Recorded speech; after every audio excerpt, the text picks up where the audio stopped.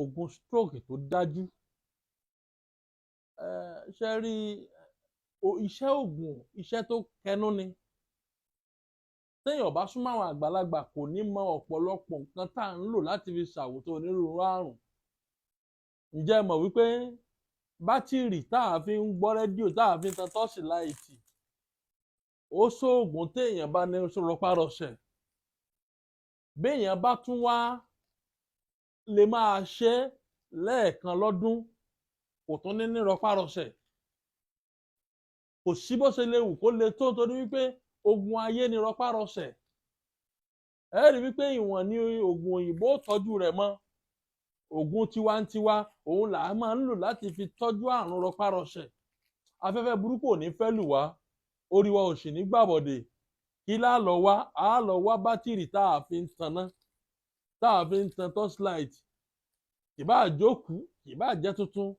Mo lọ ra tuntun yìí nítorí pé kò dàbí ìjọ́un tá a mọ bá bátìrì lẹ́sẹ̀ gọ́tà inú àgbàrá káàkiri. Nítorí wípé advance tó ti ń dé.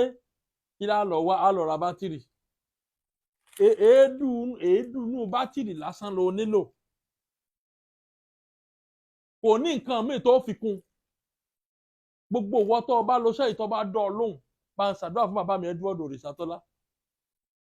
Sórí bátìrì lásán ẹyọ kan èèyàn mẹ́wàá lè lò ó.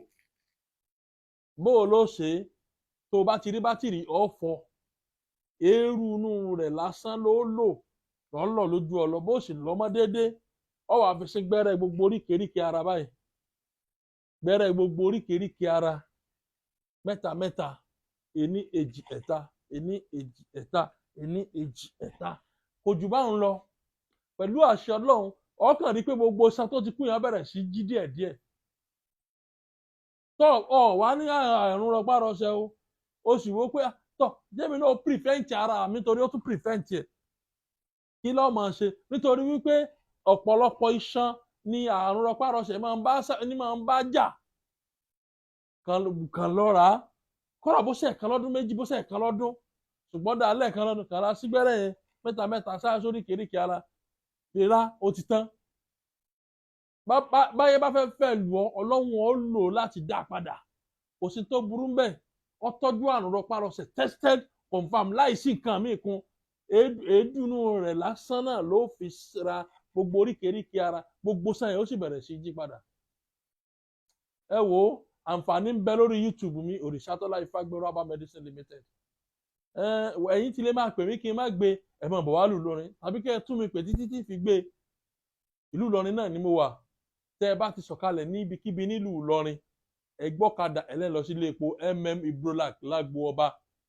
Ẹ dúwájú ilé epo yẹn ẹ kọ̀yìn sínú ilé epo yẹn ẹ wá apá àlàáfíà yín bí òpónà méjì ẹ rí fọganáísà kan tó wà lára transformer orúkọ junction tí wọ́n wà yẹn ni à ń pè ní Olú Guest House Junction. Tẹ́ bá ti dé junction yẹn ẹ rí fọganáísà tó wà lára transformer níbi Olú Guest House Junction yẹn. Mo ti gbé sáńbọ̀dù mi sí oríta yẹn ẹ bèrè ilé Òrìṣàtọ́lá wọn á nawọ́ ilé mi sí yín. Central Mosque kan fẹ́ kọjú sí oríta yẹn Alhaji Usman Central Mosque ó wà lẹ́gbẹ̀ẹ́ ó fẹ́ súnmọ́ ilé epo yẹn ìyẹn bèrè ilé Òrìṣàtọ́lá wọ́n tọ́ka ilé mi sí yín. Gbogbo ìwọ táyé sì ti dè mọ́lẹ̀ ẹlòmíì ń bẹ ayé ló dè mọ́lẹ̀ máa bọ̀ wá sọ́dọ̀ Fágbénró ọmọ Òrìṣàtọ́lá. Ọlọ́run ló mọ iye èèyàn tí Ọlọ́run ti lò wá fún.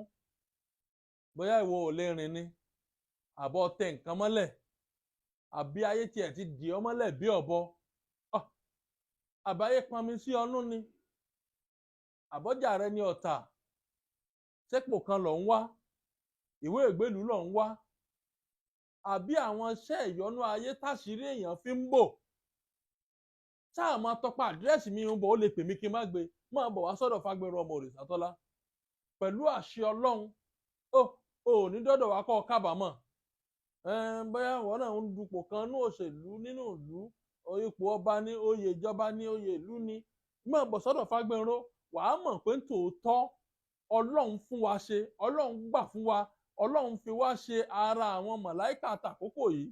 Nọ́mbà tẹ́ lè pè mí sí rèé 080 30 45 63 83 080 30 456383 ní fàìsàn ló gbà o ìdààmú ayé ò ní bá wa o ayé ò ní dè wá mọ́lẹ̀ bí ẹran ọ̀bọ ara àwọn nǹkan tá a fi máa ń bọ́ lọ́wọ́ ẹ̀ ní tested confam ẹ̀ like ẹ̀ share ire o ire gbàngbà.